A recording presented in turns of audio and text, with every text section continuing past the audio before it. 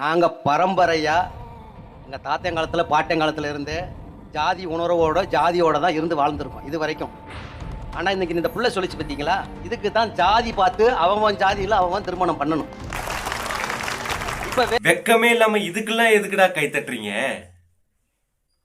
இப்போ வேற ஒரு ஜாதியில் ஒரு பொண்ணு ஒரு பையனை கல்யாணம் பண்ணிச்சுன்னு சொன்னா அதோட வாழ்க்கை இதே மாதிரி தான். இதோட போகாது, இது பெற்ற குழந்தைக்கு இது பாதிக்கும். இன்னார் விட்டு பிள்ளை இவ ஜாதி விட்டு ஜாதி கல்யாணம் பண்ணிட்டு இந்த பட்டத்தை சாகத்துட்டையும் தூட்டிக்கிட்டே இருப்பேன். ஏன் நீங்க பண்ணி வைக்கிற அரேஞ்ச் மேரேஜ்ல சாதி பார்த்து உங்க சாதிக்குள்ள பண்ணி வைக்கிற கல்யாணத்துல எந்த தவறுமே நடந்ததே கிடையாதா?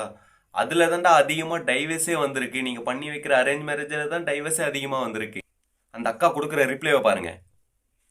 இந்த இடத்துல சொல்றேன், அப்படி ஒரு ஜாதி ஒருத்தங்களை இழிவுபடுத்தி ஒருத்தங்களை கீழே தள்ளி மிதிச்சு எனக்கு வேணும்னா அது எனக்கு தேவையில்லை. இவர் சொன்னாலே என் பரம்பரை, அந்த பரம்பரை குப்பை எனக்கு தேவையில்லை. அந்த குப்பையால நான் படிக்கல, அந்த குப்பையால நான் இந்த ஸ்டேஜ்ல நிக்கல. சொசைட்டில பூஜா ஸ்ரீ தான் தெரியுமே தவிர இந்த ஜாதின்னு யாருக்கும் தெரியாது.